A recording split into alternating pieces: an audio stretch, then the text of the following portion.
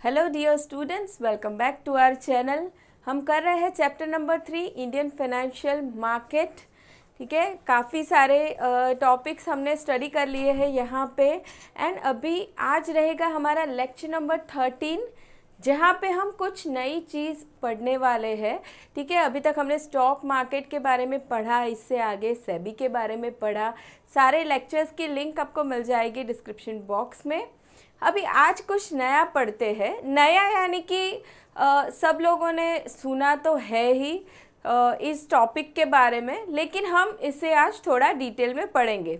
ठीक है, शुरुआत करते हैं। आज का हमारा टॉपिक रहेगा speculators in stock market. Stock market हमने पढ़ लिया। ठीक है, स्टॉक मार्केट जहाँ पे स्टॉक यानी कि हम कहें शेयर्स है, डिबेंचर्स है, सिक्योरिटीज़ है। ठीक है, जो फर्स्ट टाइम इश्यू होती है एंड उसके बाद वो ट्रेड होती है। ठीक है, बाइंग सेलिंग होती है स्टॉक मार्केट, उसका मीनिंग पता है। अभी हम बात करें स्पेक्यूलेटर की। यहाँ पे हमें स्पेक्यूलेटर पढ़ना है।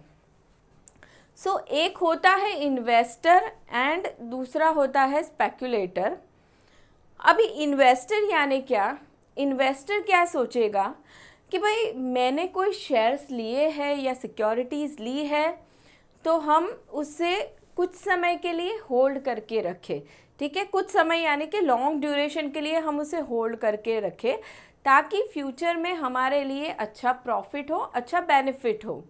इन्वेस्टर ये सोचेगा, लॉन्ग टर्म के बारे में सोचेगा। लेकिन जब बात आती है स्पेक्यूलेटर की, तो भाई ये स्पेक्यूलेटर के पास इतनी पेशेंस नहीं है, उसे इतनी वेट नहीं करनी है कि हम कुछ सालों के लिए सिक्योरिटीज़ होल्ड करके रखें एंड तब जाके हमें फ़ायदा हो। नहीं।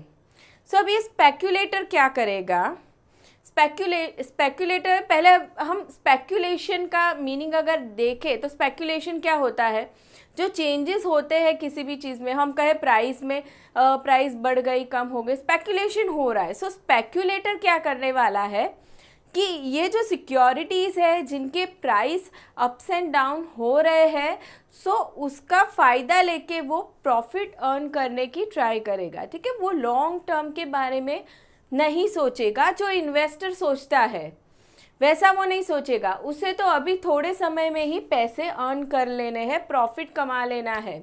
सो वो क्या करेगा, प्राइस चेंजेस जो हो रहे हैं मार्केट में उसे ऑब्जर्व करता रहेगा एंड उसके अकॉर्डिंगली वो बाय करेगा या सेल करेगा और उसका प्रॉफिट बना लेगा। सो उस इंसान को हम कहेंगे कि वो स्पेक्यूलेटर है। ठीक है, अभी ये तो हमने स्पेक्यूलेटर का मीनिंग देखा। सो स्पेक्यूलेटर में भी अभी उसके अलग अलग टाइप्स आएंगे जो हमें यहाँ पे स्टडी करने हैं। So let's start now. Speculator is a person who trades derivatives, commodities, bonds, equities or currencies with a higher than average risk in return for a higher than average profit potential। देखिए क्या कर रहा है speculator, buying and selling कर रहा है, trade कर रहा है, लेकिन क्या एम है उसका, हायर प्रॉफिट उसे चाहिए। ठीक है, यानी कि हायर रिटर्न कमाना है उसे इन्वेस्टर की तरह वेट नहीं करना है, उसको तो शॉर्ट टाइम में ज़्यादा पैसे चाहिए। सो हायर रिटर्न उसे चाहिए। तो अभी भाई हायर रिटर्न चाहिए तो उसके लिए रिस्क कैसा लेना पड़ेगा, हायर लेना होगा, तब जाके ही हायर प्रॉफिट होगा। नाउ देखिए, अभी for a higher than average profit potential. ठीक है, ज़्यादा पैसे कमाने हैं, सो ज़्यादा रिस्क लेना है, तो ये सारी चीज़ें करता है स्पेक्यूलेटर।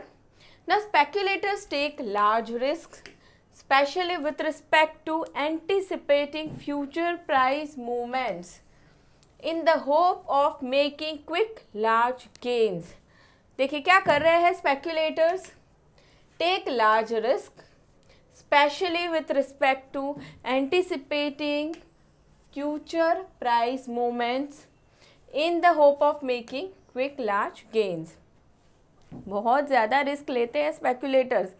देखिए जो प्राइस चेंज होता है एंड उसके अकॉर्डिंगली ट्रेड करते हैं स्पेक्यूलेटर्स प्रॉफिट कमाने के लिए, लेकिन ज़रूरी नहीं है कि हमेशा प्रॉफिट ही हो, लॉस भी हो सकता है। क्योंकि वो लोग क्या कर रहे हैं, एंटिसिपेट करते हैं फ्यूचर प्राइस मूवमेंट्स।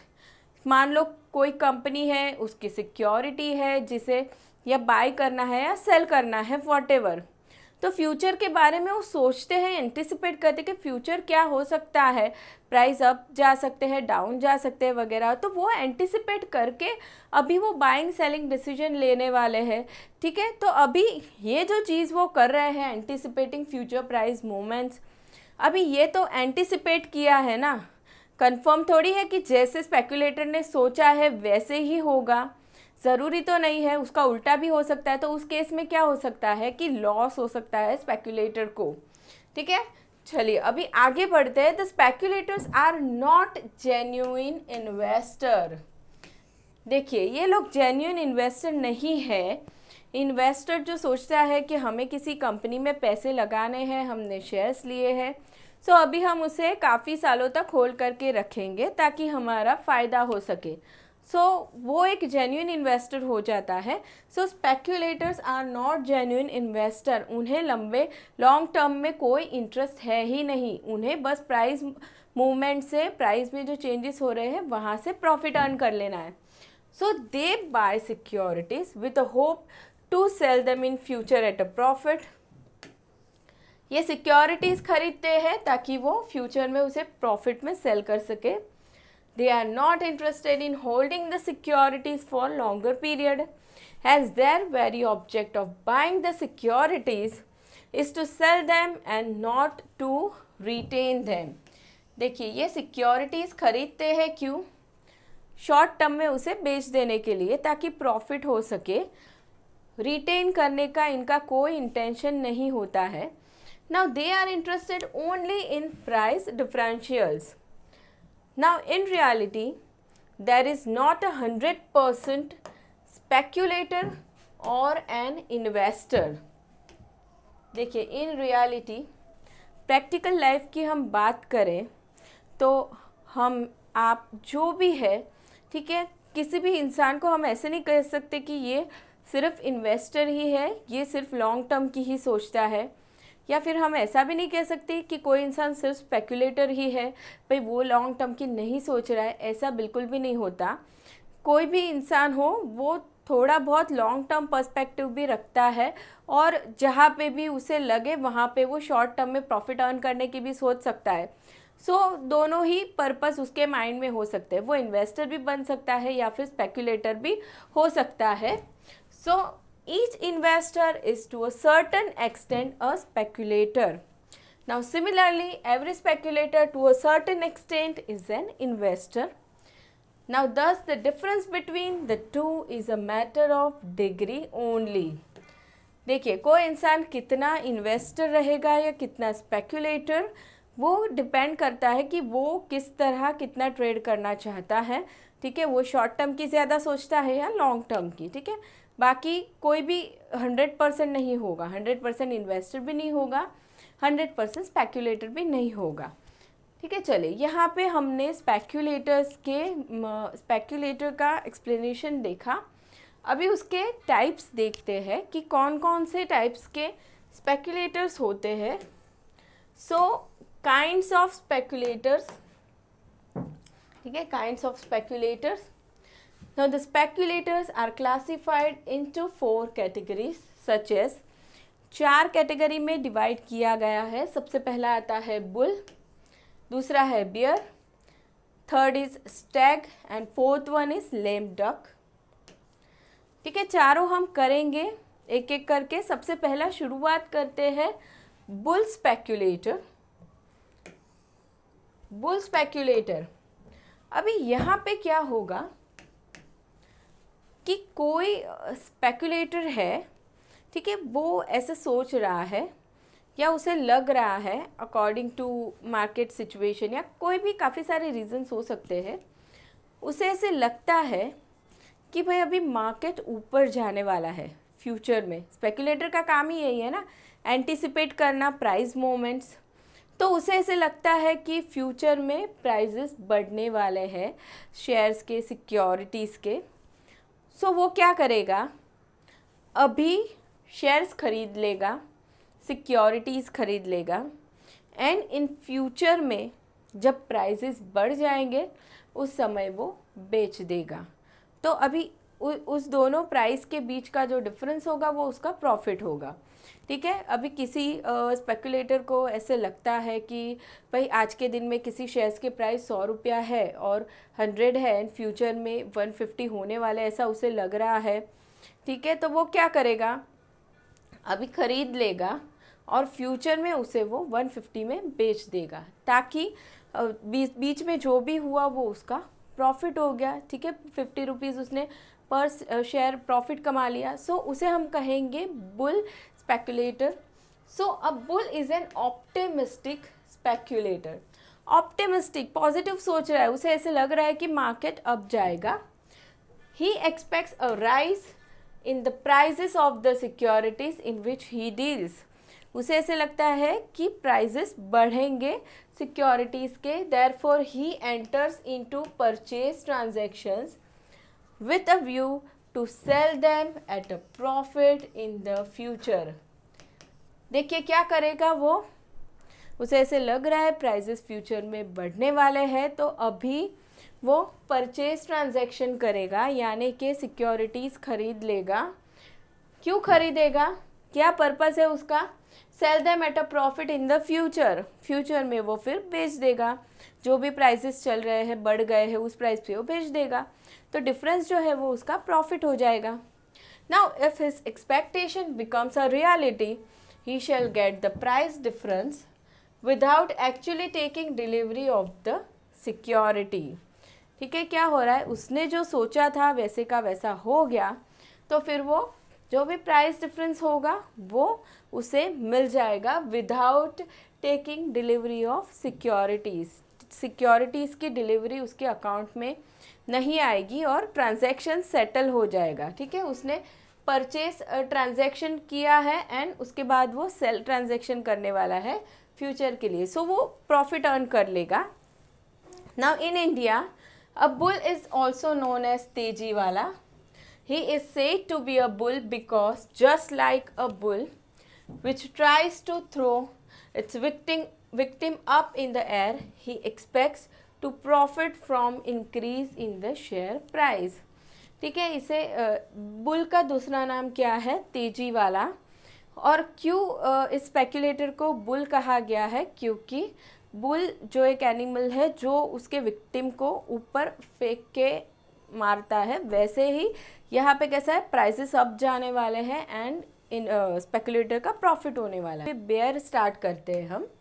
सो अभी बेयर स्पेकुलेटर में क्या हो जाएगा कि भाई ऊपर बुल में जैसे हमने देखा कि वो क्या सोचता था, वो ऑप्टिमिस्टिक है, उसे ऐसे लग रहा है कि जो सिक्योरिटीज़ में वो डील कर रहा है वो सिक्योरिटीज़ के प्राइजेस अप जाएंगे। ठीक है, इसीलिए उसने क्या किया, परचेज ट्रांजैक्शन किया एंड फ्यूचर में वो सेल कर देने वाला है प्रॉफिट लगा के। नाउ अभी यहाँ पे क्या होने वाला है कि भाई ये उल्टा सोचेगा, इसको ऐसा लगता है कि प्राइजेस सिक्योरिटीज़ के इन फ्यूचर डाउन हो जाएंगे। ठीक है, कम हो जाएंगे जिन सिक्योरिटीज़ में वो डील कर रहा है।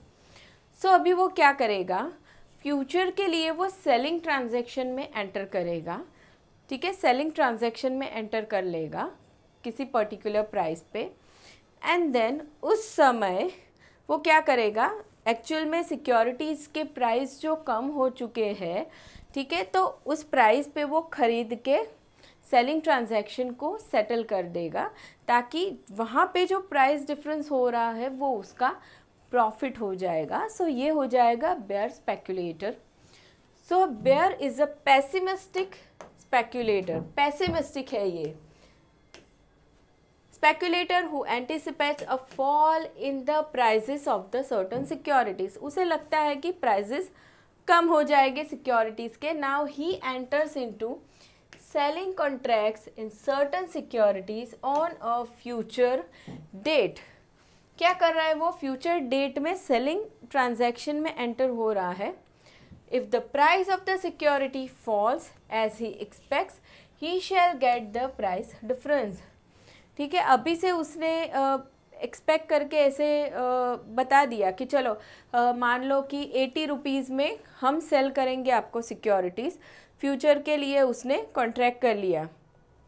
अभी उस समय मान लो कि शेयर्स के प्राइस गिर के 60 हो गए, ठीक है, तो उस समय वो क्या करेगा, शेयर्स खरीद के सामने सेलिंग ट्रांजैक्शन कंप्लीट कर लेगा और जो प्राइस डिफरेंस है वो उसका प्रॉफिट हो जाएगा। Now a bear sells securities which he does not possess with the hope to buy the securities at a lower price before the date of delivery। देखिए अभी ये क्या कर रहा है, सेलिंग ट्रांजैक्शन उसने कर लिया है फ्यूचर के लिए, ठीक है, लेकिन अभी एक्चुअल में उसके पास वो सिक्योरिटी है नहीं। लेकिन वो क्या करना है, वो क्या करेगा, जब उसे वो कॉन्ट्रैक्ट सेटल करना है उसके पहले वो सिक्योरिटीज़ को खरीद लेगा और फिर उसका वो ट्रांजैक्शन सेटल कर लेगा एंड उसके बीच में जो प्राइस डिफरेंस रहेगा वो उसका प्रॉफिट हो जाएगा। So in India a bear is also known as मंदी वाला, ठीक है, इसका दूसरा नाम क्या है, मंदी वाला। सो बुल हमने देखा, बेयर हमने देखा, अभी थर्ड हम देखने वाले हैं स्टैग।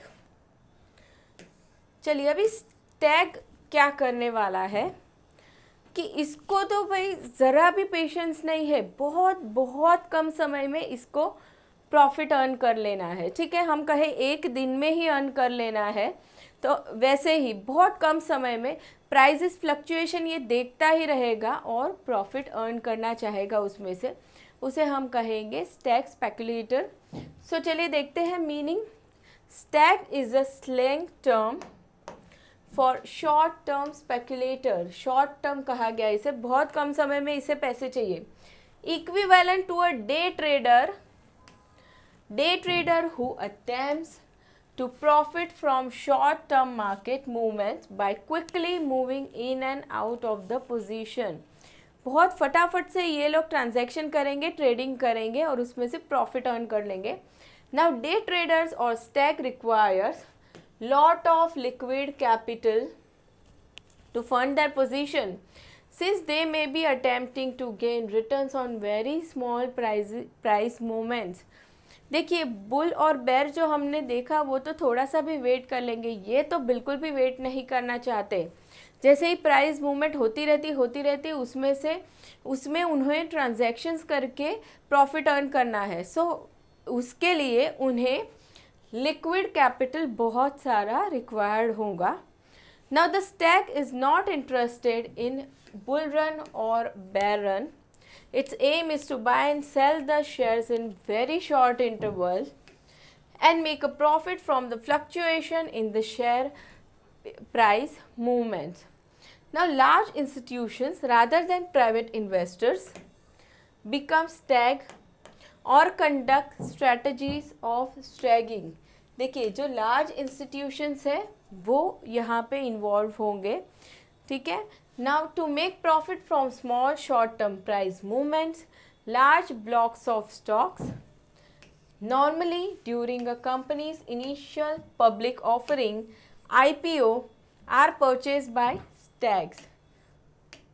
देखिए क्या कहा गया है कि भाई ये लोग क्या करते हैं, मोस्टली जो कंपनीज के IPOs होते हैं, ठीक है, तो वहाँ पे large blocks of stocks, large part वो लोग ही खरीद लेते हैं, ठीक है। एंड उसके बाद क्या करेंगे वो लोग, जैसे ही मार्केट में प्राइस बढ़ने वाले हैं वैसे ही तुरंत उसे बेच भी देंगे, ठीक है। आईपीओ में पहले खरीद लेंगे फिर तुरंत बेच देंगे, ताकि अभी लार्ज बहुत सारा स्टॉक है तो ऑफकोर्स प्रॉफिट भी ज़्यादा होगा। Now large purchases during an IPO inflate prices in the near term and allow stocks to sell the initial investment for a profit। Now the stock makes a profit when the sell price is higher than the purchase issue price of the securities। Of course जो issue price था IPO में, ठीक है, अभी उस price पे Stag speculator ने खरीद लिए हैं शेयर्स, ठीक है। अभी उसके बाद आईपीओ के बाद जब मार्केट में प्राइसेस बढ़ेंगे तब उसे बेचा, शेयर्स को बेचा, तब जाके ही प्रॉफिट होगा ऑफ कोर्स, तो प्राइसेस बढ़ने चाहिए मार्केट में। Now let us assume mister A applies for 1 lakh shares of ₹10 each in XYZ Limited. In case he is allotted 1 lakh shares and he sells it for 15 his profit will be ₹5 per share, which means he will make a profit of 5 lakhs on 1 lakh shares. देखिए example दिया उन लोगों ने mister A का कि उसने IPO में apply किया हुआ है 1 लाख शेयर्स के लिए at the rate of 10 each, ठीक है, उसने ख़रीद लिया एंड उसके बाद उसने बेच दिया 15 के रेट पे. सो जो प्राइस डिफरेंस रहा 5 रुपये का, उतना तो उसका प्रॉफिट हो गया पर शेयर, यानी कि उसने 5 लाख का प्रॉफिट बना लिया. Now the activity undertaken by stack is not free from risk. Of course बहुत ज़्यादा रिस्क यहाँ इन्वॉल्व होगा, है ना, क्योंकि ज़्यादा प्रॉफिट कमाना चाह रहे हो भाई तो सामने रिस्क भी ज़्यादा ही होगा. Now the prices of the securities might decline after allotment. ज़रूरी नहीं है कि IPO में अप्लाई किया, अलॉटमेंट हो गया, अभी उसके कुछ समय बाद प्राइजेस बढ़ेंगे ही, ऐसा ज़रूरी नहीं है. प्राइजेस कम भी हो सकते हैं, ठीक है. ऐसा कुछ मान लो कंपनी की कुछ इन्फॉर्मेशन मिली इन्वेस्टर्स को या स्पेक्युलेटर्स को वगैरह, ठीक है, तो ऐसा भी हो सकता है कि मार्केट में प्राइजेस डाउन भी हो जाते हैं, तो उस समय लॉस भी हो सकता है. So now this situation can arise even in case of par issues, but happens mostly in case of issues which carry a high premium. So ये अभी हमने बात की थर्ड जो है stack speculator. Now next is lame duck. चलिए अभी lame duck क्या होगा. लेम डक, सो अभी ऊपर हमने सेकेंड पॉइंट में बेयर स्पेकुलेटर पढ़ा, ठीक है. वो क्या करता है, पैसिमिस्टिक है, उसे लगता है कि प्राइजेस कम होने वाला है सिक्योरिटीज़ के, ठीक है, तो इसके लिए वो क्या कर रहा है, फ्यूचर में सेलिंग ट्रांजैक्शन में एंटर हो रहा है फ्यूचर डेट के लिए, ठीक है. एंड उसके पहले वो क्या करने वाला है, सिक्योरिटीज़ परचेस करके उस ट्रांजैक्शन को वो सेटल कर देगा. ऐसे करके वो प्रॉफिट कमाएगा. ऐसा हमने बेयर में पढ़ा. लेकिन अभी मान लो कि जब भी ट्रांजैक्शन सेटल करना है, सो उसके पहले परचेज ट्रांजैक्शन करना होगा, सिक्योरिटीज़ खरीदनी होगी, तब जाके ही वो सेलिंग ट्रांजैक्शन सेटल हो पाएगा. तो अभी मान लो कि कोई स्पेक्यूलेटर वो कमिटमेंट पूरा नहीं कर पाया, सिक्योरिटीज़ खरीद के ट्रांजैक्शन सेटल करने का कमिटमेंट पूरा नहीं कर पाया, तो उस स्पेक्यूलेटर को हम कहेंगे लेम डक.